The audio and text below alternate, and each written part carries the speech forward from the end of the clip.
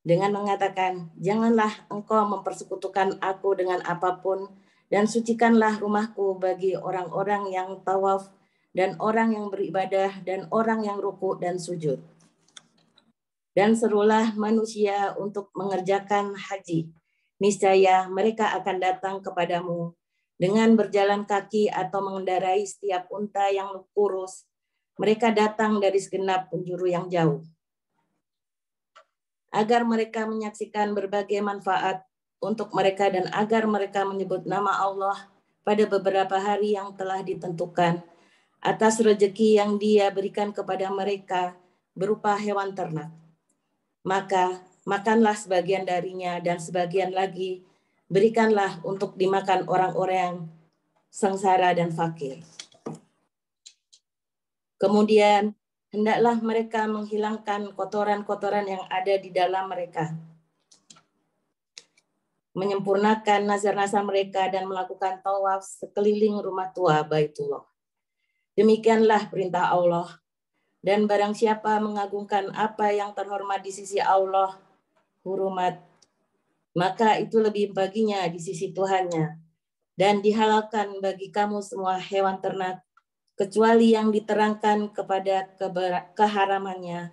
Maka jauhilah penyembahan berhala-hala yang najis itu dan jauhilah perkataan dusta. Beribadahlah dengan ikhlas kepada Allah tanpa mempersekutukannya. Barang siapa yang mempersekutukan Allah, maka seakan-akan dia jatuh dari langit, lalu disambar oleh burung atau diterbangkan angin ke tempat yang jauh. Demikianlah perintah Allah, dan barang siapa mengagungkan syiar-syiar Allah, maka sesungguhnya hal itu timbul dan dari ketakwaan hati. Bagi kamu padanya hewan haji, ada beberapa manfaat sampai waktu yang ditentukan. Kemudian tempat penyembelihannya adalah di sekitar Baitul Atiq, Baitullah. Dan bagi setiap umat telah kami syariatkan penyembelihan kurban agar mereka menyebut nama Allah atas rezeki yang dikaruniakan Allah kepada mereka berupa hewan ternak. Maka Tuhanmu telah Tuhan yang Maha Esa, maka Tuhanmu ialah Tuhan yang Maha Esa, karena itu berserah dirilah kepadanya dan sampaikanlah Muhammad kabar gembira kepada orang-orang yang tunduk patuh kepada Allah, yaitu orang-orang yang apabila disebut nama Allah, hati mereka bergetar, orang yang sabar atas apa yang menimpa mereka, dan orang yang melaksanakan sholat, dan orang yang menginfakkan sebagian rezeki yang kami karuniakan kepada mereka. Dan unta-unta itu kami jadikan untukmu bagian dari syiar agama Allah. Kamu banyak memperoleh kebaikan padanya, maka sebutlah nama Allah ketika kamu akan menyembelihnya dalam keadaan berdiri dan kaki-kaki telah terikat. Kemudian apabila telah rebah mati, maka makanlah sebagiannya dan berilah makan orang yang merasa cukup dengan apa yang ada padanya, tidak meminta-minta dan orang yang meminta. Demikianlah kami tunduk dan unta-unta itu untukmu agar kamu bersyukur. Daging hewan kurban dan darahnya itu sekali-sekali tidak akan sampai kepada Allah, tetapi yang sampai kepadanya adalah ketakwaan kamu. Demikianlah dia menundukkannya untukmu agar kamu mengagungkan Allah atas petunjuk yang dia berikan kepadamu. Dan sampaikanlah kabar gembira kepada orang-orang yang berbuat baik. Maha benar Allah dengan segala firman-Nya. Alhamdulillah, alamin. Jasa billah khairan katsir. Terima kasih kepada Jeng Wisnu dan Hajah Tutut yang sudah membuka malam hari ini dengan tadarus. Untuk selanjutnya, monggo Bu dosen Mita, waktu kami persilahkan. Assalamualaikum warahmatullahi wabarakatuh. Waalaikumsalam warahmatullahi wabarakatuh. Terima kasih banyak Pak Dudi. Suara saya kedengaran dengan baik? Ya, sip. Oke, makasih. Assalamualaikum warahmatullahi wabarakatuh dan salam sehat untuk semuanya. Saya merasa sangat berterima kasih atas kepercayaannya untuk malam hari ini. Saya kalau misalnya ada salah sesuatu, saya mohon dimaafkan karena dalam 24 jam ini ada 3 negara yang saya jejaki, dari Perancis, Abu Dhabi, dan di sini. Nanti saya pindah negara lagi ke Makassar. Jadi kalau misalnya nanti ada salah kata atau ada salah sesuatu, saya mohon dimaafkan. Oke, terima kasih atas kesempatannya yang diberikan kepada saya. Hari ini saya sangat terhormat sekali bisa bergabung di acara pengajian Ngadepi Ati ini. Saya lihat ada beberapa anggota keluarga saya di sini dan khususnya ada ibu saya yang berusia 81 tahun juga bergabung di sini, ada kakak saya dan ada teman-teman saya sejak TK, ada 2 orang kayaknya, termasuk Ibu Hajah Tutut tadi yang membacakan ini. Baiklah, saya tidak akan berlama-lama ya. Saya ini sambil deg-degan karena saya harus check-in ke negara lain hari ini. Jadi acara ini sebenarnya semacam penghormatan saya untuk teman SMP saya, saudara Haji Muhammad Riza. Padahal nggak mau dipanggil Haji, tapi saya panggil Haji aja karena konteks bukunya adalah cerita mengenai Haji. Buku ini nanti mungkin bisa dijelaskan secara lebih lengkap oleh Mas Riza. Ini adalah salah satu buku yang sangat unik sekali karena buku ini karangannya Mas Riza. Jadi sekedar ikut promo juga, bukunya ada bolak-balik. Yang satu ya nggak kelihatan Mbak Dudi soalnya pakai ini. Ya, jadi bukunya itu ada sebagian bagian pertama, ada bagian yang ditulis Pak Riza sendiri, tapi di baliknya itu ada beberapa orang yang menjadi kontributor untuk buku tersebut. Dan saya juga salah satu dari penulis itu yang saya juga iseng-iseng, kalau nggak salah waktu itu di medsos, Pak Riza, saya ingin membuat buku tentang haji. Siapa yang mau, karena ini ada pandemi dan saya seperti biasa dengan percaya diri saya ikut gitu. Nah, saya sendiri pengalaman dengan kisah haji itu cukup banyak karena saya nggak tahu ibu saya sudah berapa kali haji dan berapa kali umroh, saya sudah nggak bisa menghitung lagi, nggak usah dipertanyakan juga. Dan kemudian menginspirasi salah seorang kakak kelas saya untuk menjadi salah seorang penggiat dan aktivis travel mengantar haji. Oke, ini cerita yang lain lagi, tapi kalau itu saya ceritakan akan berpanjang-panjang. Dan ide dari pembuatan buku ini karena kita waktu itu ada pandemi sehingga Pak Riza dengan sangat semangat seperti biasa. Pak Riza ini orangnya sangat energetik dan beliau memiliki visi yang sangat kuat ya. Jadi beliau membuat buku ini karena untuk istilahnya meromantisasi haji yang mungkin selama 2 tahun ini banyak yang tidak berangkat. Dan menurut saya tujuan dari buku itu sudah tercapai ya. Jadi jangan sampai kita kehilangan akan romantisme haji selama pandemik. Dan saya juga tidak menyangka karena 2 tahun pandemi ini kita sudah lewati dan konteks dari buku itu masih sangat terasa. Dan kisah saya yang saya sumbangkan untuk buku itu sebenarnya hanya bagian kecil saja karena saya naik haji itu sebenarnya saya juga tidak menduga saya pikir saya naik haji itu masih akan belum terjadi pada tahun 2013. Saya tiba-tiba mendapatkan jalan untuk naik haji 2013 dan itu cukup menurut saya cukup mendadak karena saya tidak menduga secepat itu.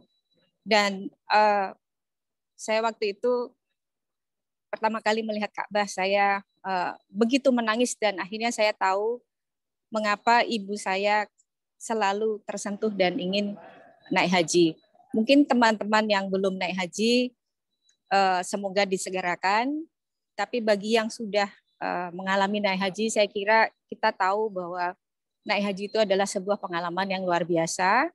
Dan haji ini merupakan salah satu aktivitas yang diberikan untuk penghormatan Nabi Ibrahim alaihi salam, dan beliau adalah salah satu nabi kesayangan Allah Subhanahu wa taala. Mengapa? Karena beliau adalah bapak dari para nabi. Jadi Bani Israel itu keturunannya Nabi Ibrahim, kemudian Nabi Muhammad juga keturunannya dari Nabi Ibrahim, dari Nabi Ishak. Jadi banyak sekali makna-makna yang terkandung dalam kegiatan naik haji, termasuk diantaranya adalah bagaimana kita bisa mengikhlaskan jiwa dan raga kita untuk sesuatu yang lebih baik. Jadi makna buku ini adalah untuk memberikan semacam penghargaan dari kegiatan haji dan juga bagaimana kita berkorban untuk kebaikan, ya, kita memberikan keikhlasan bagi kehidupan dan juga untuk umat manusia. Dan nanti saya tidak tahu apakah Mas Riza akan menceritakan proses pengalamannya menyusun buku ini, tetapi saya sangat yakin bahwa nanti Mas Riza akan menceritakan bagaimana hebohnya buku ini bisa terjadi gitu ya, dan bagaimana menyusun kisah-kisah yang sangat unik sekali bagi kontributor untuk melakukan ibadah hajinya. Dan sekali lagi terima kasih atas saya terus terang bersyukur sekali karena saya sebelum berangkat itu agak saya punya sedikit masalah dengan kesehatan. Saya pikir saya agak bermasalah waktu di perjalanan. Ternyata alhamdulillah saya berhasil tawaf di Eiffel dengan baik dan benar. Dan saya juga ternyata kalau sudah tua kita tidak memilih untuk piknik, tapi saya malah reunian dengan teman haji saya pada waktu 2013. Ini sekedar intermezzo saja. Jadi saya kira nanti Mas Riza bisa menceritakan bagaimana pengalamannya dengan hajinya, dengan menyusun bukunya ini, dan ini kan untuk menyambut besok hari raya Idul Adha. Saya tidak tahu akhirnya besok atau lusa ya, pemerintah lusa atau pemerintah Ahad. Oke. Ya, jadi yang sebagian sudah ada yang besok. Ya. Oke, ya. Jadi saya kira ini terserah pada keyakinan kita masing-masing. Saya kira itu saja dari saya, dan semoga saya bisa nanti sampai tanya jawab. Saya juga masih sempat memandu karena saya harus check in pesawat saya jam 10:30 nanti. Check innya nggak masalah. Yang masalah adalah saya mengangkut barang saya ke atas. Gitu aja. Monggo Mas Riza, Pak Haji Riza Muhammad Riza Perdana Kusuma, monggo waktunya saya berikan sepenuhnya untuk Mas Riza, monggo. Matur nuwun, terima kasih banyak. Assalamualaikum warahmatullahi wabarakatuh. Waalaikumsalam warahmatullahi wabarakatuh. Yassiri amri wahlul 'uqdatam min lisani yafqahu qauli. Matur nuwun sekali Mbak Meta, Mbak Dr. Meta, Bu dosen yang terhormat, teman baik yang selalu mensupport pergerakan saya, yang kalau ketemu kita nggak pernah berseri ceritanya. Mas Dudi, salam kenal. Mbak Lis, salam kenal. Saya hanya bertemu di WhatsApp group dan alhamdulillah sekarang bertemu. Dan jujur ini penghormatan saya, akhirnya ada kalimat Padmanaba yang menempel di saya karena saya dulu terlempar dari SMA 3. Tapi Allah itu selalu mencintai umatnya dengan cara yang berbeda. Saya nggak pernah bisa masuk SMA 3 dengan kecewanya, saya nggak bisa masuk BM dengan kecewanya. Hari ini saya bisa satu sesi dengan teman-teman SMA 3, satu sesi dengan teman-teman UGM. Aman. Tapi saya datang dengan cara yang berbeda. Teman-teman, kalau boleh diizinkan nanti saya menggunakan slide ya, Mas Dudi ya. Boleh ya? Boleh ya. Tapi sebelum saya sampaikan, teman-teman, saya kalau bicara buku ini selalu nggak bisa menahan. Jadi saya mencoba untuk memberikan pembuka bahwa saya bukan lulusan pesantren, saya nggak punya background pendidikan agama gitu. Tapi 2018 itu adalah 25 tahun saya berada di 3 BUMN.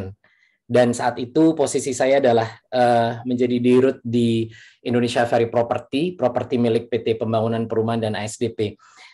Kata orang life begin at 40, dan saat itu usia saya 47, ada semacam calling di dalam hati bahwa 25 tahun saya di BUMN kok sepertinya bukan ini yang saya cari gitu. Sampai posisi tertinggi di mana itu merupakan doa dari ibu saya supaya saya bisa mencapai posisi tertinggi, meskipun jujur Mas Dudi ini teman saya SMP, Bu Meta, Bu Yulita ini adalah orang-orang terbaik yang pintar. Tapi saat itu saya cuma berpikir bagaimana saya yang tidak pintar ini bisa mencapai yang tertinggi. Tapi doa ibu saya adalah juara dunia. Ibu saya adalah pintu dari segalanya. Alhamdulillah saat itu saya mencapai posisi yang ibu saya doakan. Tapi dalam hati kecil saya bukan ini yang saya cari. Tapi setelah itu saya ada kerentek ya. Ada semacam tarikan dari dalam yang hati untuk meninggalkan posisi tersebut. Dan saya ingin mencari sesuatu yang lain yang bahkan saya tidak pernah tahu. Sehingga haji 2019 itu, haji terakhir sebelum COVID, menjadi arena yang luar biasa saya untuk, saya niatkan salah satunya adalah beristikharah, mencari jawaban. Akan dikemanakan saya ini? Gitu. Dan di situ saya coba menikmati haji dengan proses belajar 2 tahun sebelum keberangkatan. Saya kerjasama dengan istri saya, berkolaborasi dengan istri saya untuk belajar mempersiapkan haji itu. Kesimpulan saya beberapa poin mungkin saya highlight di depan, bahwa mengapa haji itu ditempatkan sebagai rukun Islam kelima. Dalam buku saya sebutkan bahwa haji itu adalah ibadah penghabisan. Jadi nggak mungkin kalau haji itu ditempatkan sebagai rukun Islam pertama atau berada di tengah-tengah. Karena haji itu ternyata, begitu saya baca semua buku, saya mencoba untuk menyimpulkan makna kecil bahwa haji itu ternyata memang sebuah pembelajaran tentang arti penghabisan hidup kita. Itulah kenapa ditempatkan di ujung. Kedua, haji itu ternyata tak hanya ibadah wajib bagi yang mampu. Dalam proses pembelajaran saya menemukan sebuah istilah bahwa haji itu adalah ibadah yang wajib. Wajib bukan untuk yang mampu, tapi wajib diperjuangkan. Sebab posisinya adalah sebagai bagian dari rukun. Rukun itu adalah urutan yang harus dilaksanakan. Jadi kalau kita menggunakan kalimat wajib bagi yang mampu, seolah-olah mereka yang tidak mampu itu mengabaikan. Padahal haji itu adalah penuntun kita untuk melihat masa depan kita setelah di dunia. Itu adalah benar-benar nyata terlihat pada prosesi haji itu. Tadi alhamdulillah waktu kita bersama-sama membaca surat Al-Hajj, dalam ayat 27 dan di awal ayat 28 disebutkan, dan serulah manusia mengerjakan haji. Hingga manusia disebutkan datang dari berbagai penjuru untuk apa? Untuk menyaksikan berbagai manfaat. Nah, saya 2019 itu mencoba untuk mengulik manfaat ini dari mana. Karena itulah yang selalu saya pertanyakan. Dan teman-teman, dengan segala kerendahan hati, saya ingin mengajak berpikir ulang bahwa Tanah Suci itu ternyata memang sebetulnya madrasah. Kenapa kita diwajibkan haji? Kenapa jika haji belum mampu kita disarankan untuk umroh? Karena di sanalah tempat kita belajar banyak hal tentang kedekatan, tentang kesatuan, persamaan, tentang kehidupan setelah mati. Bayangkan, saya selalu sebutkan dan saya tidak pernah takut untuk diprotes begitu mengatakan, begitu kembali ke Indonesia, saya merasa ada hawa panas yang menyelimuti kehidupan sebagai Muslim.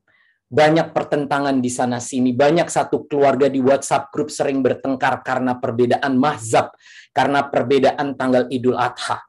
Sementara begitu kita datang ke tanah suci, kita menginjakkan kaki di sana, tidak ada yang berani berteriak. Tidak ada yang berani menyalahkan satu dengan yang lain. Teman-teman, saya pernah tinggal di luar di 5 negara yang berbeda waktu tugas di Garuda Indonesia. Di sana saya merasakan sebagai minoritas. Di sana saya tidak bisa berteriak untuk, hei, kamu tidak sholat, kamu kafir. Karena di sana saya adalah minoritas. Yang satu saya perjuangkan adalah bagaimana rahmatan lil alamin itu bisa terimplementasi. Jadi penting kiranya kita untuk berpikir bahwa umroh dan haji itu harus dilaksanakan. Itulah kenapa buku ini ada. Buku ini saya tuliskan dengan judul Romantisme Berhaji dan Romantisme Tanah Suci. Karena sejujurnya dari hasil survei saya, banyak teman-teman saya yang mampu, banyak teman-teman saya yang sehat, dan bisa berumrah dan berhaji, tapi ketakutan. Ketakutan karena apa? Karena banyak sekali yang mencoba memutarbalikkan cerita tentang haji itu dengan beragam hal yang sebetulnya tidak dimasuki akal.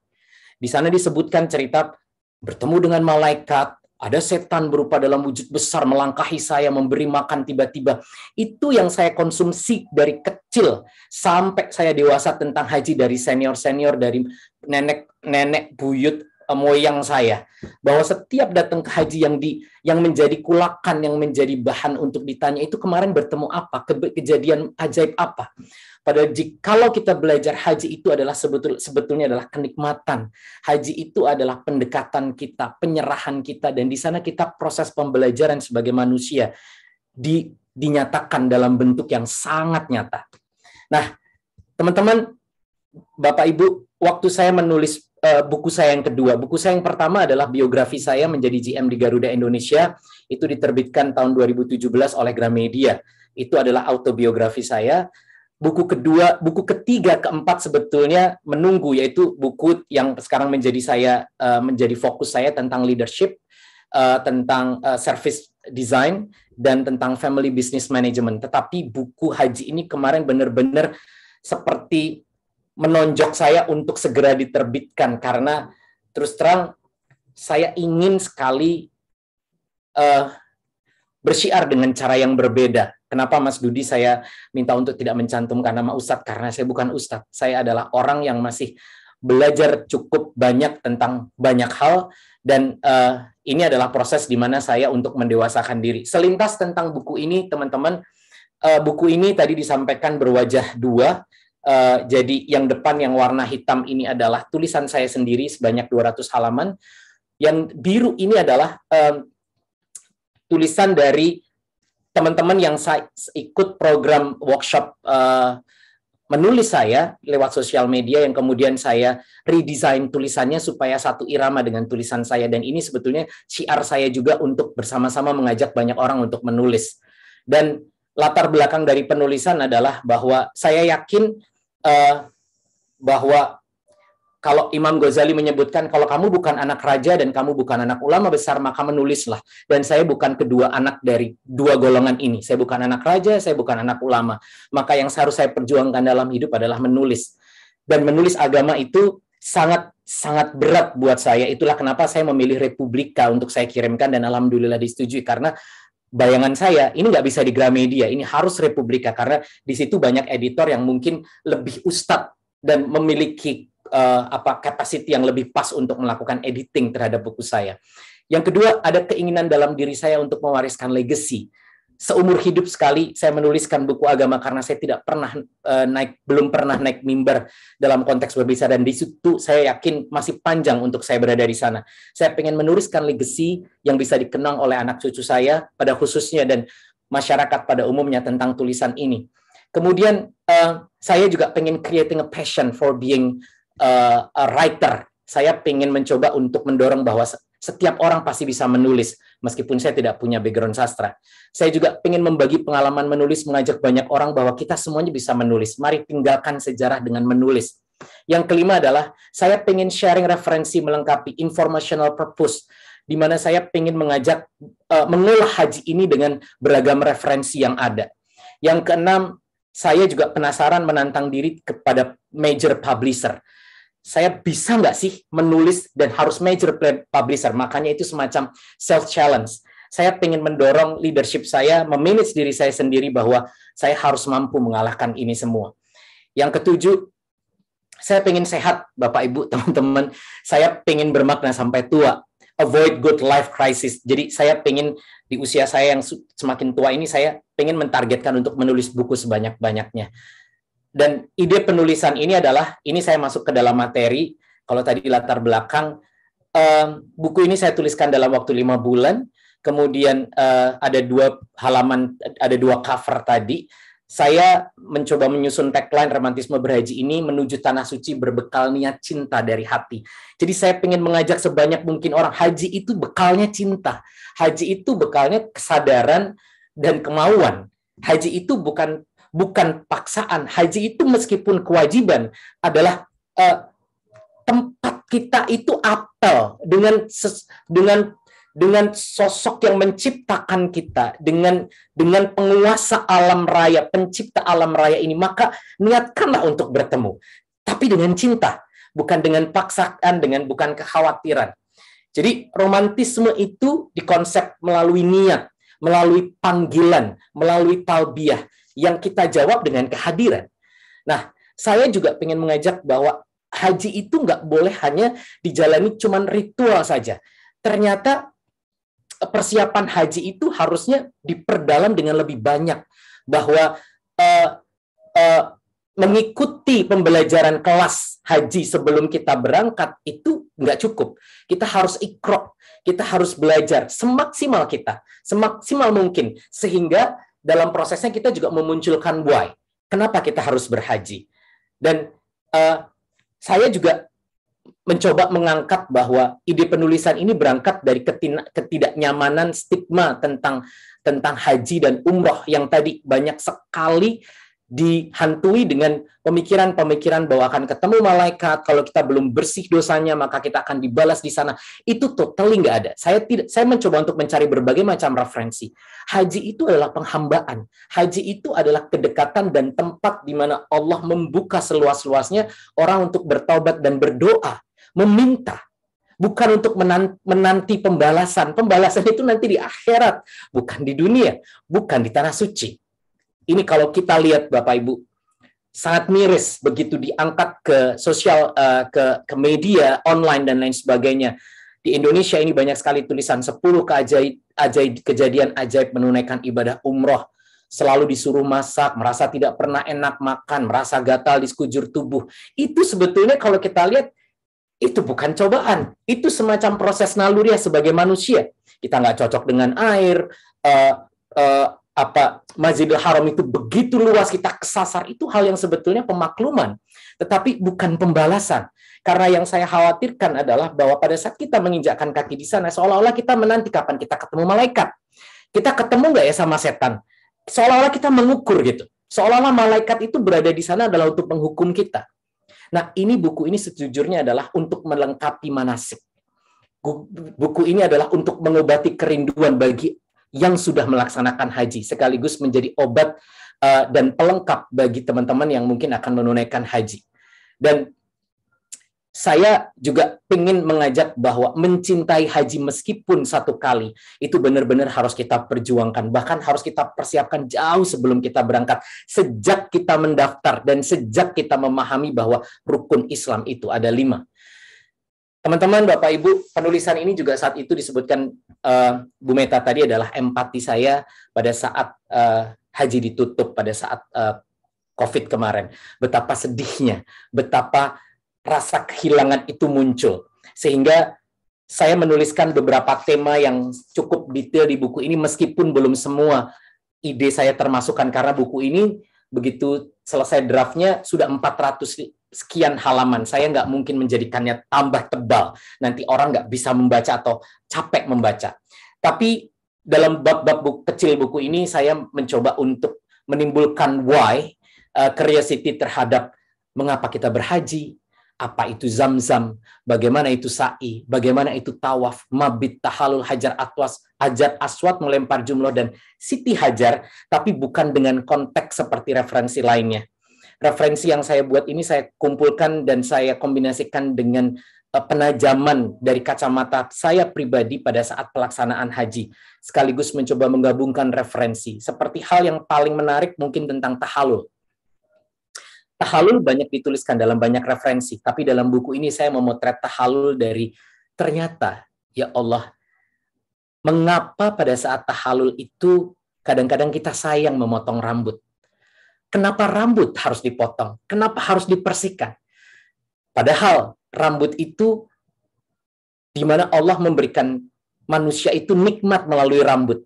Rambut ini bisa berwujud shampoo untuk perawatan, bisa berwujud salon yang menghasilkan untuk orang-orang yang punya keterampilan memotong, bisa berwujud treatment yang ternyata dari sisi ekonomi itu panjang ceritanya, tetapi di haji semua seperti dihancur leburkan.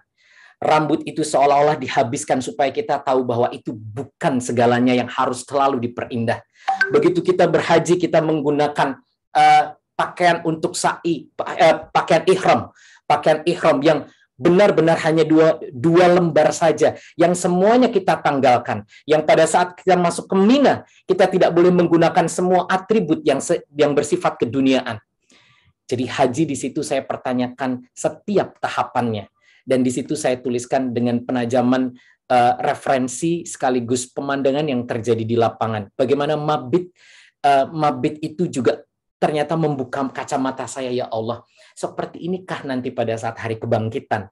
Kita dibangunkan secara bersama, kita tidak mengenal kanan kiri kita berebutan untuk menuju satu titik, dan itu jujur. Jikalau kita tidak belajar pada saat haji, tidak ada tempat lain selain haji bisa kita gunakan untuk belajar bagaimana keadaan di hari akhir nanti. Teman-teman, ini terakhir bahwa kenapa saya menulis pada saat berhaji juga, ini sebetulnya alibi saya saat itu.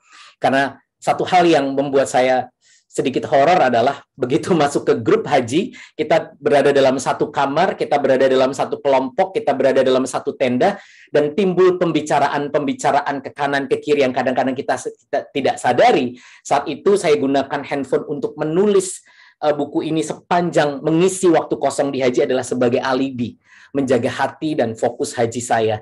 Karena terus terang, seperti keinginan banyak orang bahwa haji itu adalah semacam usaha terakhir untuk bisa mendapatkan mabrur. Dan mabrur itu hanya Allah yang tahu. Dan haji itu adalah kewajiban, sekali lagi, haji itu kursus dan pembelajaran tentang hari kemudian. Dan terakhir, saya juga mencoba untuk mengajak melalui pesan dari haji ini, dalam buku ini adalah bahwa mari bersama-sama pada akhirnya kita mencoba untuk memajukan Islam melalui ranah dan kemampuan yang kita miliki. Saya mencoba untuk menyitir apa yang dituliskan oleh Muhammad Abduh. Ini adalah salah satu tokoh favorit saya. Beliau menuliskan bahwa Islam akan maju bila umatnya mau belajar. Tidak hanya ilmu agama, tetapi juga ilmu sains. Jadi, insya Allah, buku ini adalah materi di mana saya ingin mengajak semua orang untuk belajar. Setelah buku ini, saya juga menulis buku-buku lain yang sifatnya pembelajaran tentang keilmuan. Saya ingin menonjolkan bahwa orang Islam itu tidak boleh tertinggal, bahwa orang Islam itu harus maju.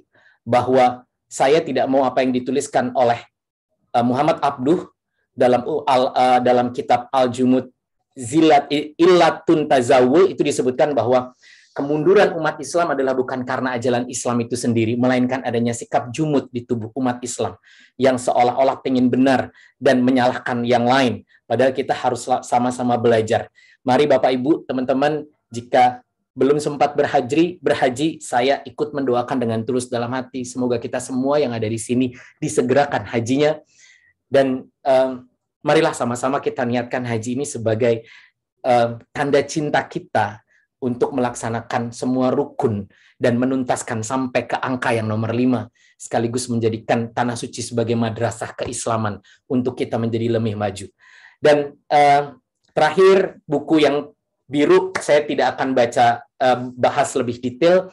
Ini saya kombinasikan bahwa ternyata dalam buku yang cover biru ini, di sebaliknya, saya ingin membuka mata banyak orang bahwa ternyata haji dan umroh itu banyak sekali yang menginginkan untuk berangkat. Tapi liku-likunya sangat beragam. Kalau Bapak Ibu sempat membaca buku ini dan ternyata punya kemampuan dan kesehatan, marilah kita cemburu, kita membagikan cemburu kita kepada orang-orang yang menginginkan, tapi kita tidak jua berangkat. Tapi marilah kita segerakan, semoga ini menjadi materi yang membuka mata kita bahwa ternyata haji itu indah. Haji itu adalah proses kita untuk bercinta dengan Yang Kuasa. Dari saya itu saja, semoga memberikan wacana untuk teman-teman lebih curious. Mungkin ada yang tersinggung dengan apa yang saya sampaikan. Saya senang banget karena disitulah mungkin kita bisa belajar lebih banyak tentang beragam hal. Ada yang belum saya tahu, ada yang belum saya pelajari, dan mungkin teman-teman bisa membagikan hal yang lebih bermanfaat sehingga menyempurnakan dari buku ini. Terima kasih, Bu Meta, saya kembalikan waktunya.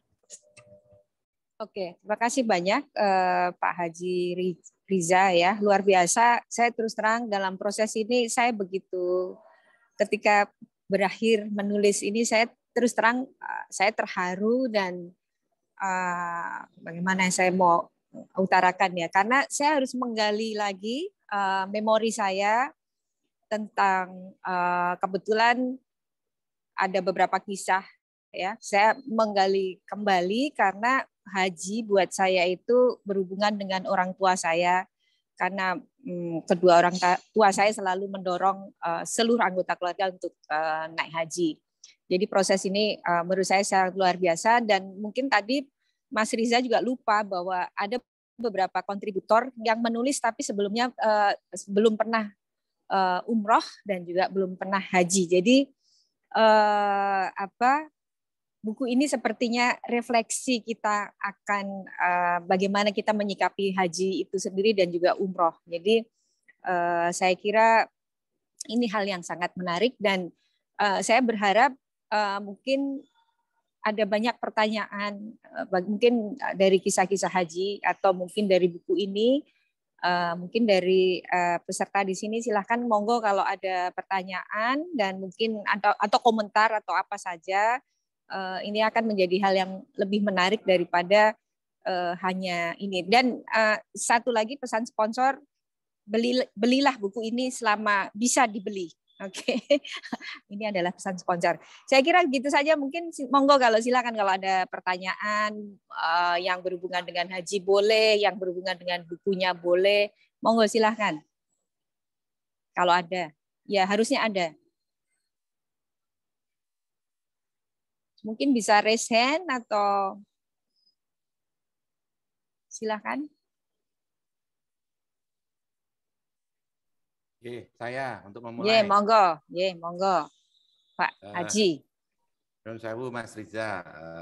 Mungkin bagi yang sudah punya bukunya kan sudah bisa sedikit banyak masuk di apa yang akan kita bayangkan. Cuma kan banyak yang di sini yang belum punya bukunya. Nah, pertanyaannya adalah ketika jenengan pergi haji itu, Nyun sewu itu kan macam-macam, ada yang reguler, ada yang plus, ada yang nah, mungkin bisa diterangkan sedikit Mas Ria, jenengan pakai yang seperti apa gitu. Matur nuwun. Assalamualaikum. Iya, wow, Mas Yudi ini membuka ceritanya panjang, Mas Yudi. Jujur saya menggunakan Haji Plus, tapi bukan karena plusnya. Jadi ceritanya saya dulu di Garuda itu 20 tahun, Mas Dudi. Banyak sekali orang yang bekerja di Garuda itu salah satu kebahagiaannya adalah mendapatkan giliran untuk dinas haji. Jadi haji atas biaya dinas. Namun apesnya, sepanjang 20 tahun itu saya 2 kali dapat kesempatan, Mas. Tapi nggak tahu kenapa, begitu dapat kesempatan, selalu ada senior saya yang mendatangi ke ruangan saya mengatakan, Riza, kamu kan masih muda, boleh nggak? Saya udah usia sekian, Riza, belum dapat giliran, boleh nggak saya pakai? Kok ya pas kebetulan di waktu yang sama, saya harus tugas dinas ke luar negeri yang tidak boleh digantikan oleh orang lain. Jadi selalu ada ketepatan seperti itu, hingga saya itu dipindah tugaskan untuk ke airport, untuk di airport management, pindah ke menangani terminal 3 dan lain sebagainya. Waktu itu saya belum berkesempatan mendapatkan jatah lagi. Jadi 2 kali itu benar-benar saya berikan kepada orang lain. Nah, automatically kan saya kehilangan jatah, gitu. Dan itu tidak bisa diambil setelah saya keluar dari Garuda. Saya waktu itu berdoa, ya Allah, jikalau haji dengan biaya dinas itu ada sesuatu yang mengganjal di dalam hati, saya bersyukur ya Allah, Kau hilangkan kesempatan itu. Kau pindahkan kesempatanku untuk orang lain. Tapi ya Allah, tolong berikan kesempatan yang lebih berkelas untukku sayang saat itu. Jadi saya itu satu berdoa, kalau haji itu saya melaksanakan, insya Allah itu benar-benar dari hasil keringat tersendiri. Jadi bukan ada pesan sponsor. Kemudian yang kedua, saya waktu itu juga pengen sekali haji bersama istri. Dan saat saya di Garuda itu saya belum menikah. Sehingga pada saat saya sudah keluar dari Garuda, kemudian sekian tahun kemudian menikah, maka saya pengen totalitas menunjukkan rasa syukur saya bahwa saya pengen sekali haji ini benar-benar haji yang sangat maksimal, sehingga haji waktu itu yang menunggunya terlalu lama, maka saya mengambil haji plus. Itu Mas Dudi. Karena kan kebanyakan orang makanya yang reguler gitu loh, Mas, maksud saya begitu. Ya, iya, karena bedanya apa gitu. Karena terlalu lama dan saya pengen menghadiahi istri saya juga dengan konsep haji yang benar-benar saya pengen apa ya, berdiskusi lebih banyak, saya pengen menikmati berdua, saya pengen ini menjadi hal yang benar-benar semacam ungkapan terima kasih dan pengen dipercepat. Itulah kenapa saya mengambil haji plus. Dan ini sempat mundur dari harusnya saya 2018, tapi karena waktu itu masih ASI untuk anak saya kedua, jadi saya mundurkan ke 2019 pas haji terakhir sebelum COVID. Ya. Pak Dudi nggak tanya saya haji apa toh? Saya bukan dinas ya, tapi saya adalah jatah Jepang, jadi cepat berangkatnya, gitu aja kuncinya. Kenapa saya bisa cepat berangkat? Oke, ini ada pertanyaan kayaknya dari Pak Haji Sigit. Pertanyaannya gimana caranya supaya bisa mabrur hajinya? Nah, ini angel pertanyaannya ini. Ya. Monggo Pak Riza, ini dijawab. Ya, ini di sini banyak ustadz yang bisa membantu saya ya. Mas Sigit, jujur ini saya terus terang tidak bisa menjawab bagaimana haji mabrurnya, tetapi saya selalu berpikir bahwa manusia itu dalam hidup selalu by design. Jangan salah, pada saat kita lahir, orang tua kita memberikan nama pada kita, itu sudah by design. Bahwa dengan arti yang diberikan melalui nama, sebetulnya orang tua kita itu berharap bahwa anak kita akan menjadi seperti ini. Jadi kalau konsep itu kita implementasikan dalam setiap kegiatan dan ibadah kita, maka pun kita bisa mendesain haji kita harus seperti apa. Hanya masalah mabrur ini, Wallahu alam, hanya Allah yang tahu. Dan itulah kenapa kita harus merencanakan, mempersiapkan, belajar, konsisten, menjaga dan memperjuangkan. Jadi hanya sebatas itu saya bisa menjawab. Karena bagaimanapun juga kata mabrur ini punya unsur yang sangat banyak turunannya, dan itu tidak selesai hanya dengan sekedar haji. Sementara mabrur itu adalah kuncinya adalah pasca haji. Bagaimana pasca haji kita bisa menjaga semua konteks yang kita perjuangkan selama berhaji. Itu Mas Sigit mungkin semoga menjawab, tetapi marilah kita bersama-sama mendesain haji kita supaya mabrur. Dan biarlah Allah yang mengetahui, dan itu tidak ada labelnya, Mas. Bagaimana membedakan haji yang mabrur dan tidak? Itu ada dalam ciri-ciri keduniaan, tetapi kita tidak bisa melabeli bahwa hajinya si fulan itu mabrur, sementara si A tidak, si B tidak. Itu pasti tidak bisa. Tetapi konsep memperjuangkan itu menjadi kewajiban menurut saya. Ngaten Bu Meta. Oke, matur nuwun. Ini ada pertanyaan dari Bu Hajah Lis. Ya, matur nuwun, Pak Ustaz Sigit. Ini bertanya bagaimana cara menumbuhkan minat baca bagi generasi milenial. Karena minat anak sekarang lebih tertarik dengan gadget. Nah, monggo ini mungkin pengalaman pribadi bisa ini. Monggo Pak Riza, monggo. Ya, Bu Lis, Mbak Lis, ini menarik ya. Mbak, saya termasuk orang yang terlambat suka membaca. Saya 15 tahun ini baru suka membaca. Dulu saya orang yang mungkin malas membaca. Tapi begitu saya tinggal di luar, saya bertugas di luar, saat itu nggak tahu kenapa saya agak malu ya sebagai pribadi dengan waktu itu dengan budaya Indonesia. Di Indonesia ini Mbak Lis, semua orang membaca, tapi yang dibaca itu gadget. Yang dibaca itu WhatsApp grup, sampai dipelototin berjam-jam gitu. Tapi kalau saya di luar waktu itu, mau nunggu bus, mau di stasiun, berangkat kerja, di kereta, segala macam, semua itu yang dipegang buku gitu. Bahkan banyak juga yang memegang Kindle gitu. Nah, saat itu saya merasa bahwa di dalam hati, kayaknya ini nggak bisa deh. Kayaknya saya harus berhenti dengan budaya lama saya yang hanya dengan melototin gadget, ngumpulin WhatsApp grup yang kadang-kadang referensinya nggak jelas. Maka saat itu saya berpindah kepada buku. Dan jujur pembelajaran saya membaca saat itu cukup unik karena saya membaca dari buku yang paling saya suka. Dan buku saya itu beragam sekali saat ini. Di setiap titik itu ada buku yang selalu saya baca dengan berpindah-pindah bab, berpindah-pindah buku. Nah, untuk milenial, saya sebetulnya pengen bersyiar juga dengan buku ini melalui target yang saya larikan kepada milenial. Itulah kenapa saya belum cerita di sini. Buku ini baru launching soundtrack-nya sebulan yang lalu. Mungkin nanti sebelum ditutup, Mas Dudi, saya izin memutarkan soundtrack saya. Jadi karena anak sekarang ini kan happy-nya dengan Spotify. Maka saya ingin sebetulnya mengajak membaca buku ini juga melalui musik. Dan alhamdulillah ada 2 lagu yang saya nyanyikan sendiri. 4 lagu ini 2 lagu dinyanyikan oleh seseorang anak milenial, anak generasi Z malah mungkin, yang saya nggak pernah ketemu dia, saya hanya bertemu lewat sosial media. Salah satu yang lain adalah saya juga mempromosikan buku ini melalui sosial media. Tapi kalau bagaimana cara mengajak anak yang milenial suka gadget tapi lari ke buku, mungkin harus setengah dipaksa. Saya juga melakukan ini untuk anak saya, bahwa saya memaksa anak saya untuk menelan banyak buku. Saya memaksa dia untuk menghabiskan buku dalam waktu 1, 2, 3 hari. Memang dulu tersiksa, tetapi setelah 3-4 bulan, sesuai pengalaman saya, dia sekarang kecanduan.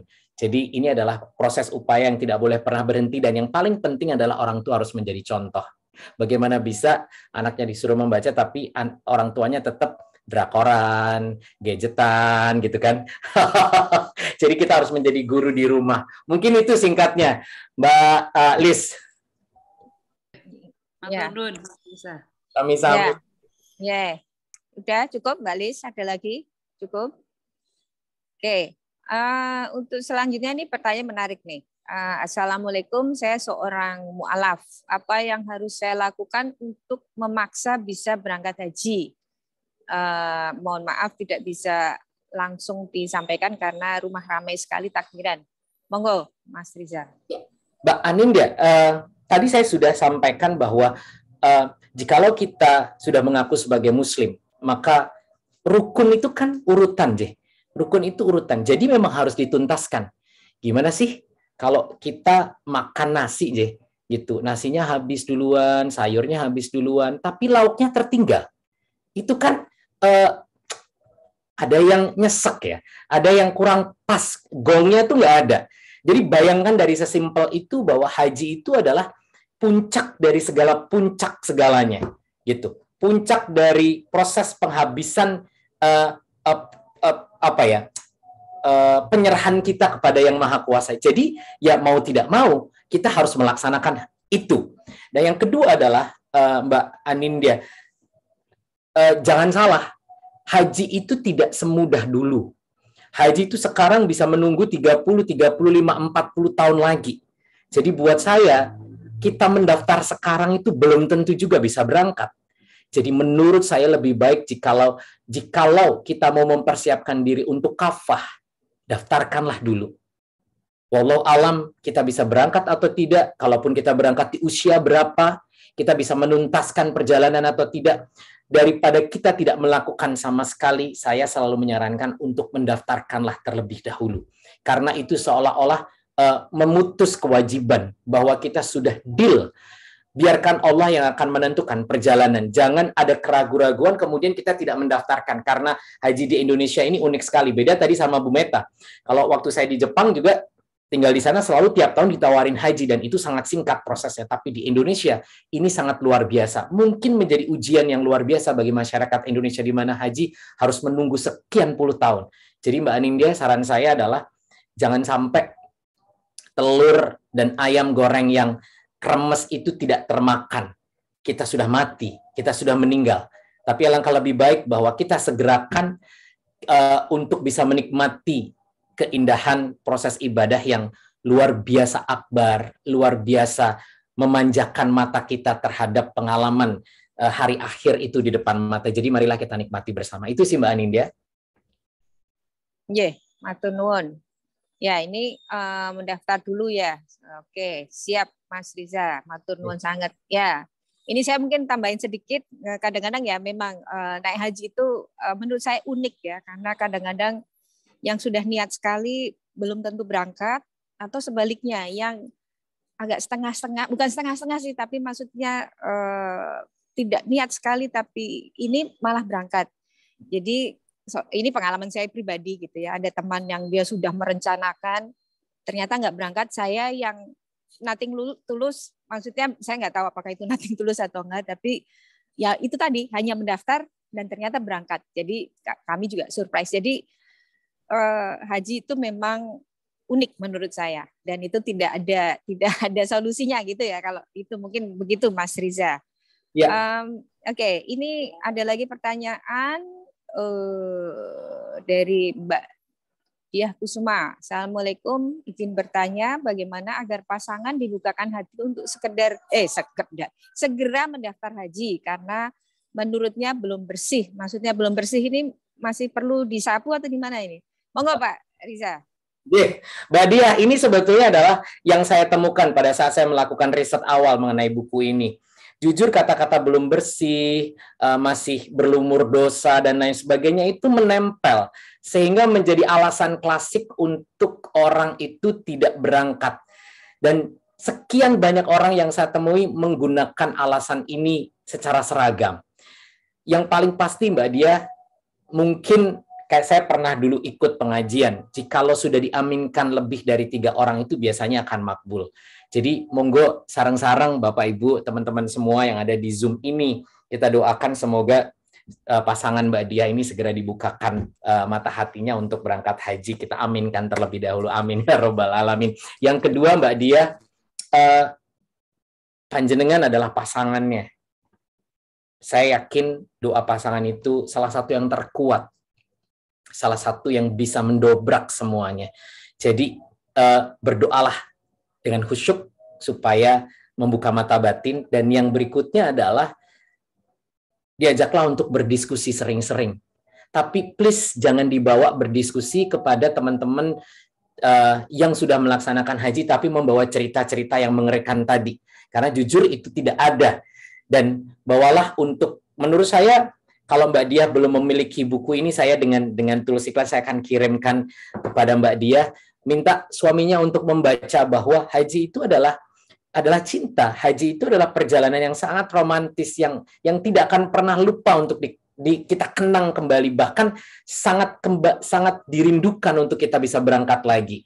Jadi pelan-pelan Mbak Diah, ini adalah sesuatu yang harus benar-benar dikonsep sedemikian rupa supaya perjalanannya itu rapi. Jangan sampai ada rasa tertekan, terpaksa gitu. Mbak Diah, semoga nanti salam saya untuk suaminya. Kalau Mbak Diah ada di Jogja, saya dengan senang hati untuk mengajak ngobrol-ngobrol bersama, sharing hal-hal yang positif tentang haji dan juga buku saya ini jika diizinkan.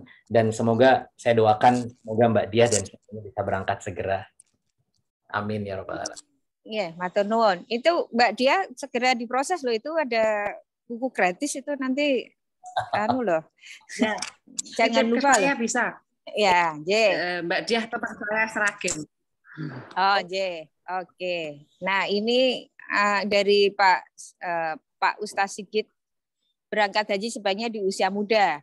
Maksudnya berapa? Usia muda itu maksudnya 5 tahun gitu ya, Pak Sigit ya? Atau berapa?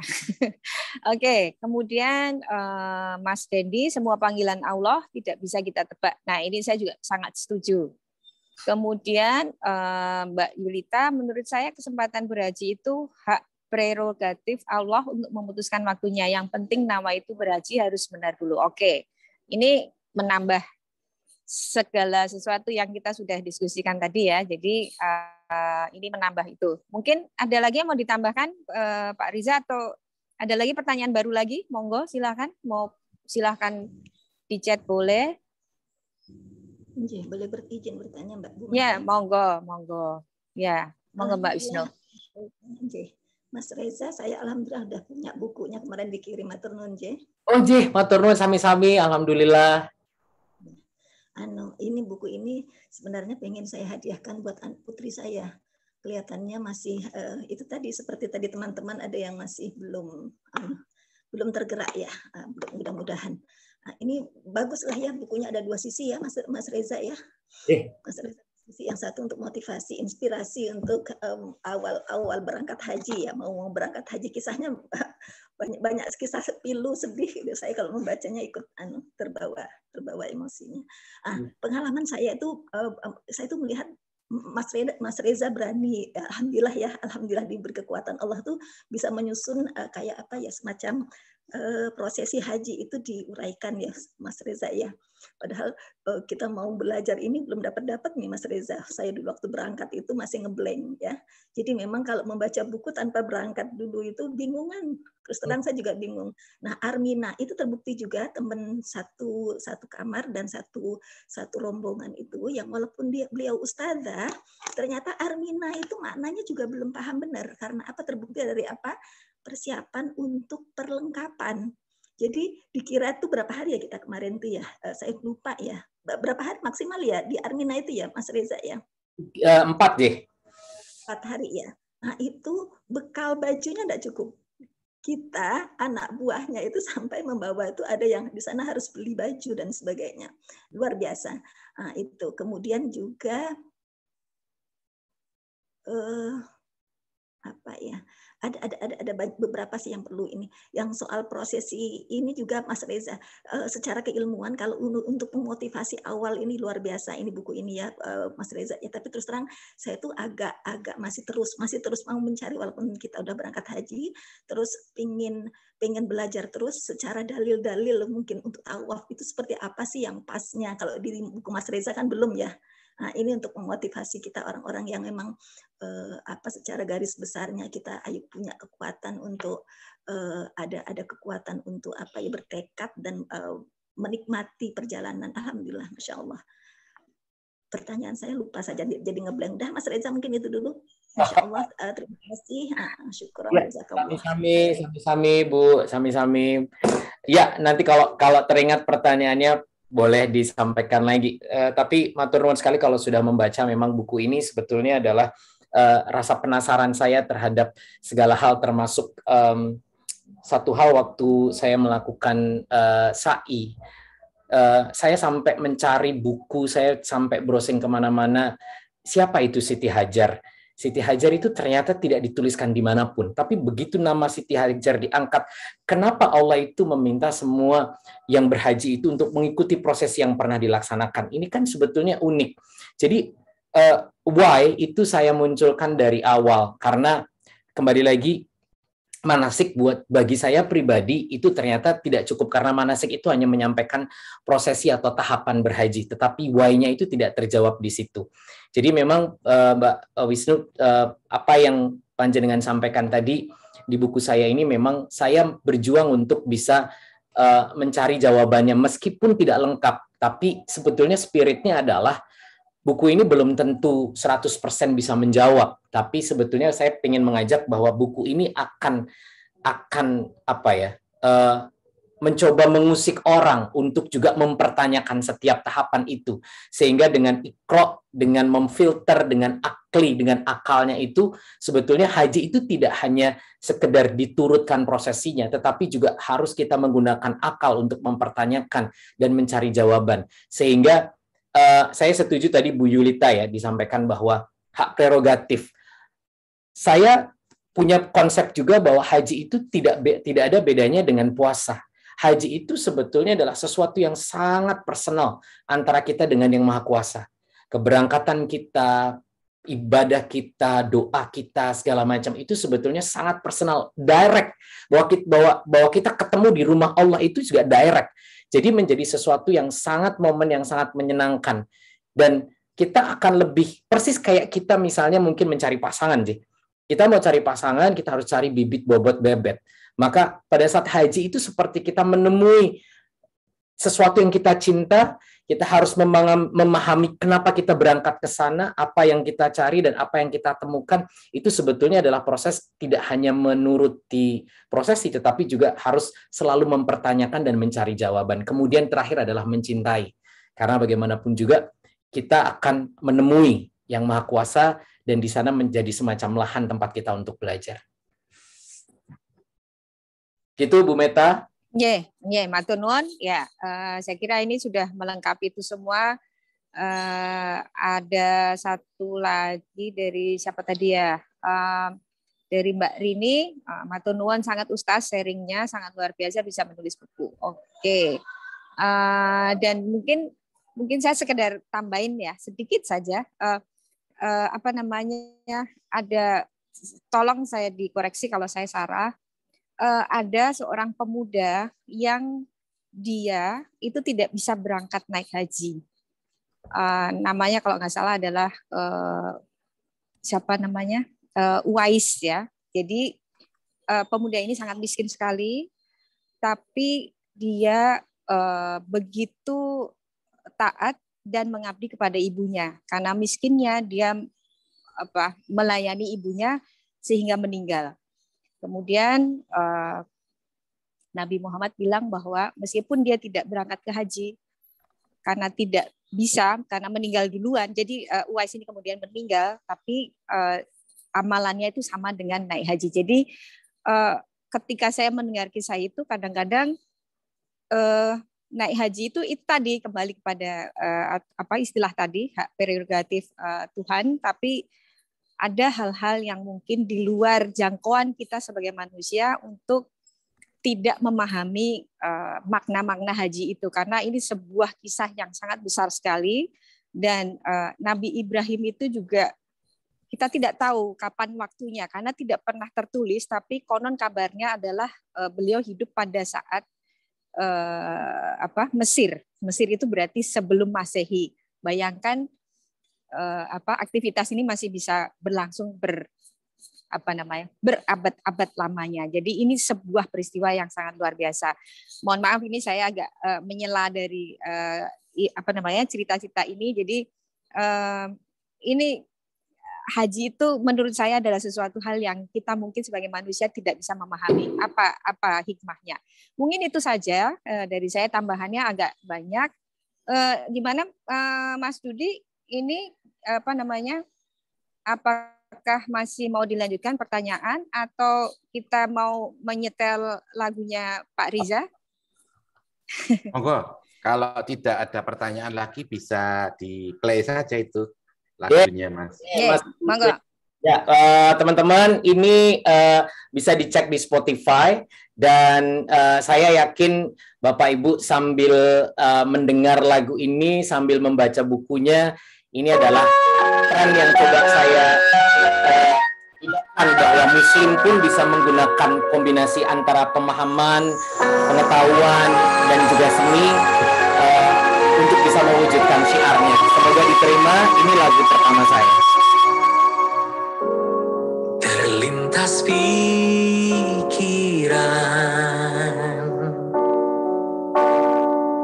pada masa yang teristimewa,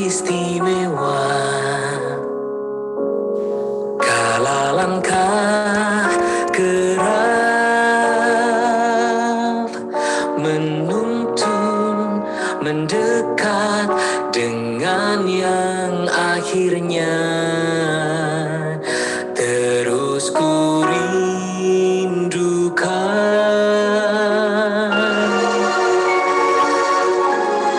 Pikiran melayang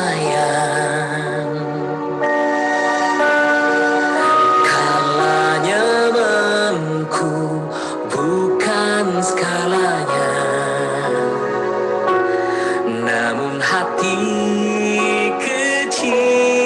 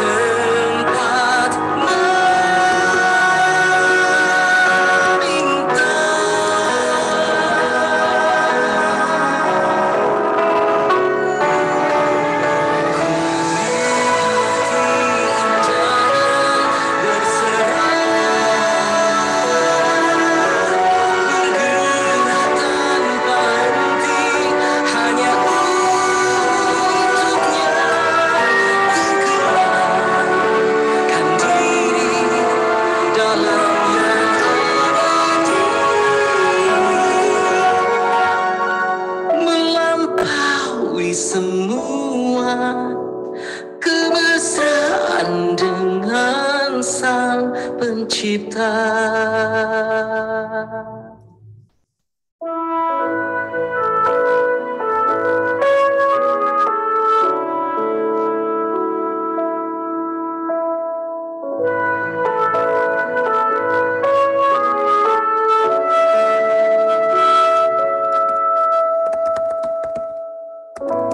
Sungguh ku rindukan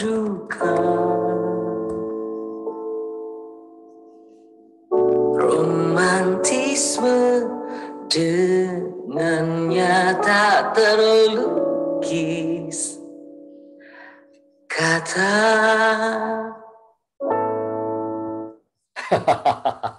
Waduh, merinding.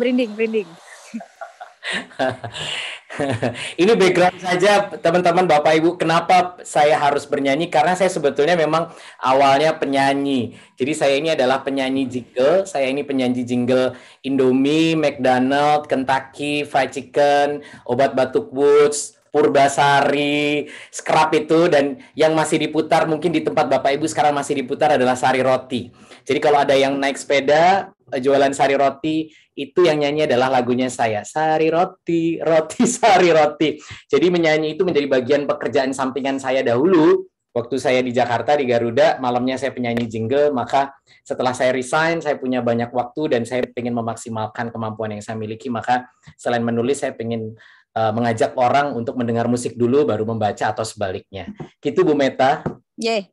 Mungkin bagi kita yang seumuran dan tinggal di Jogja, beliau ini adalah dulu adalah bintang radio dan televisi Yogyakarta dan kayaknya nasional ya Mas Riza ya?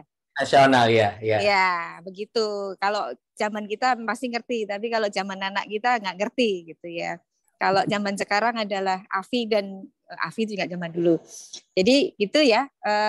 Beliau ini adalah seleb Jogja pada masanya. Dan satu keluarga, bapak ibunya juga, dan kalau nggak salah juga ibu saya juga berteman baik dengan ibu beliau yang bergerak di waktu itu pertunjukan Muslim yang pada masanya itu cukup heboh ya. Itu udahlah, itu cerita masa lalu ya. Jadi saya kira gitu, saya kira cukup ini sudah pas banget Mas Dudi waktunya. Saya serahkan ke Mas Dudi, ini gimana, mau foto bareng atau mau apa nih? Silakan, monggo. Saya kembalikan ke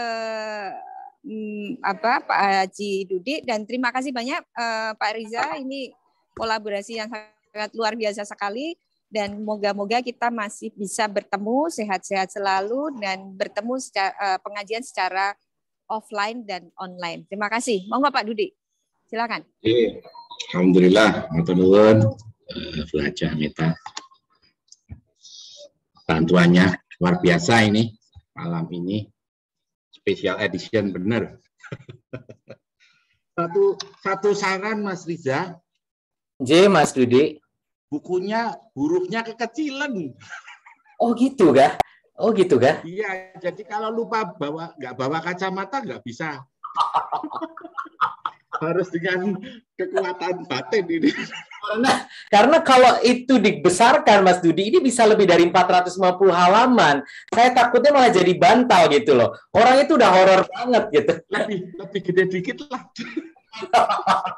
Iya, matur nuwun. Ya mungkin kalau kita masih 40-an masih bisa. Dulu waktu 40 nggak pakai kacamata bisa Mas Riza. Kalau sekarang nggak ada kacamata, cuma dibawa kalor itu. Mungkin Mas Riza mungkin ada edisi untuk usia 50-an gitu. Ya, yang agak gede sedikit. Ya, yang agak gede sedikit fontnya gitu. Mungkin ya, saya nggak tahu. Saya bisa baca sih, tapi saya 50 juga, tapi masih bisa baca ya. Iya, monggo Pak Dudi, monggo. Matur nuwun, alhamdulillah malam ini bisa berlangsung dengan lancar dari awal tadi sampai akhir ya. Saya sedikit nervous jujur karena biasanya kita di Sabtu pagi, ternyata ketika kita pindah di malam, Jumat malam, alhamdulillah tadi masih ada sekitar 40 sampai 45-an orang yang join. Sebelum diakhiri Mas Riza, biasanya nanti kita ada doa sebagai penutup. Nah, sambil menunggu, kita ambil foto dulu Bapak Ibu. Kita ambil foto seperti biasa, dan jangan lupa yang punya bukunya bisa dibawa bisa ditunjukin. Alhamdulillah kemarin kita sudah order 10 dan sudah terkirim ke masing-masing jamaah. Monggo Bapak Ibu, kita ambil foto Pic-nya boleh dinyalain, enggak apa-apa. Mbak Unik matur nuwun sudah join malam ini. Beliau senior kita di Padmanaba kalau nggak salah 8 berapa ya Mbak? 83. 75. 75. Masya Allah. Wah, Masya Allah. Ibu Profesor Putih. Masih sehat beliau, Goeser. Kita ambil foto Bapak Ibu. 1, 2, sekali lagi 1, 2, halaman kedua, 1, 2, 3, sekali lagi 1, 2, 3. Alhamdulillah, matur nuwun. Sebelum ditutup, ini ada sedikit pengumuman. Insya Allah yang akan hadir di Sabtu depan tanggal 16 Juli 2022 adalah Ustadz Ahmad Arif Rifan, dosen perbankan syariah UAD. Gitu Dan kita akan tetap kembali ke hari Sabtu jam 5.30. Ini hanya spesial episode malam ini. Matur nuwun Pak Dudi, saya cabut dulu nyun sewu karena saya harus naik ke atas menyelesaikan urusan saya, nanti saya ketinggalan pesawat. Kasih semua Pak Riza, semua Bulis sama Pak Dudi atas kesempatan ini. Matur nuwun, sampai ketemu lagi. Matur nuwun. Assalamualaikum warahmatullahi wabarakatuh. Waalaikumsalam warahmatullahi wabarakatuh. See you Meta. Mas Riza. Nah, halo, monggo Mas Riza bisa ditutup dengan doa Bismillahirrahmanirrahim. Alhamdulillahirabbil alamin arrahmanir rahim maliki yaumiddin. Iyyaka na'budu wa iyyaka nasta'in ihdinas siratal mustaqim. Siratal ladzina an'amta 'alaihim ghairil maghdubi 'alaihim waladdallin. Amin. Bismillahirrahmanirrahim. Allahumma inna nas'aluka salamatan fid din, wa'afiyatan fil jasadi, wa ziyadatan fil ilmi, wa barakatan fil rizqi, wa taubatan qoblal maut, wa rahmatan indal maut, wa maghfiratan ba'dal maut. Allahumma hawin alaina fi sakaratil maut, wa najatan minan nari wal afa indal hisab. Ya Allah, aku mohon kepadamu ya Allah, semua yang ada di Zoom ini, berilah keselamatan dalam agama kami, kesehatan dalam jasmani kami, tambahkan ilmu di mana kami malam hari ini mencoba untuk belajar bersama, saling mengingatkan, dan saling mencoba untuk mencari keterbukaan untuk menuju ke jalan-Mu. Barokah dalam rezekimu, berilah kami taubat sebelum mati kami, kasih sayangilah kala kami mati, ampunan sesudah kematian kami. Ya Allah, ya Rabbi, berikanlah kemudahan ketika kami menghadapi sakaratul maut. Selamatkan kami dari api neraka dan ringankanlah kami ketika menghadapi hisab-Mu. Ya Allah, ya Rabbi, semoga berikanlah jalan yang terbaik untuk kami menuju kehadirat-Mu. Jadikanlah haji dan umroh kami baik bagi mereka yang sudah melaksanakan maupun yang sedang memiliki niat untuk dibukakan jalan sebaik-baiknya. Jadikanlah haji dan umroh kami ibadah yang mabrur, yang akan mendekatkan kami, yang akan menerangkan jalan kami di akhirat kelak. Ya Allah, ya Rabbi, semoga Kau berikan manfaat bagi pertemuan kami di malam hari ini. Insya Allah semoga bisa menjadi berkah dan amalan yang menambah peningkatan kedekatan kami kepadamu. Amin ya Rabbal Alamin. Semoga Allah mengabulkan permohonan kita malam hari ini. Amin. Alhamdulillahirabbil alamin. Alhamdulillah. Terima kasih banyak Mas Riza yang sudah berkenan hadir di Zoom kami. saya mewakili jamaah mengucapkan terima kasih yang besar-besarnya nggih, karena tadinya tidak kenal sekarang menjadi sahabat insya Allah. Amin.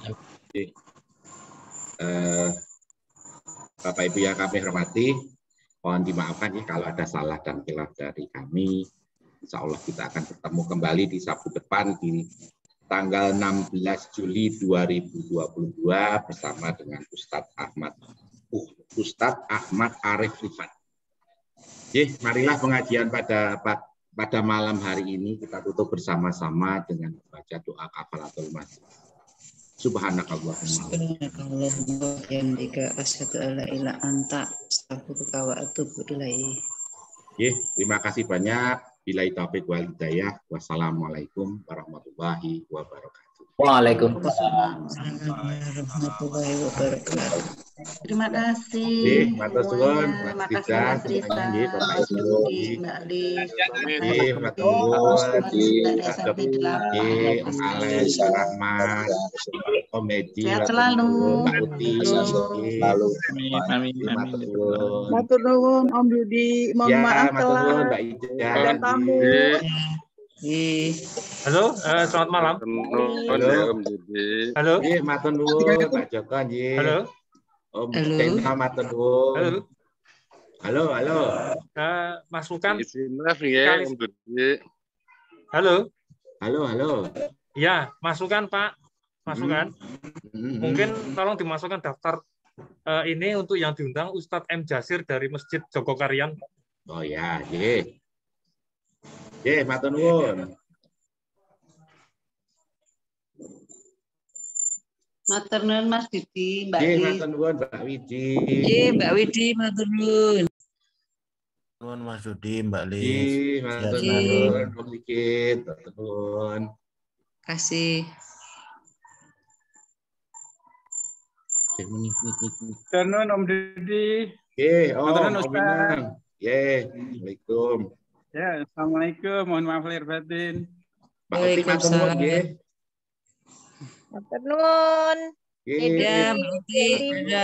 Mbak Uti. Ya, Pak Ustadz, sampai ketemu Sabtu depan. Ya. Wassalamualaikum warahmatullahi wabarakatuh. Waalaikumsalam warahmatullahi wabarakatuh.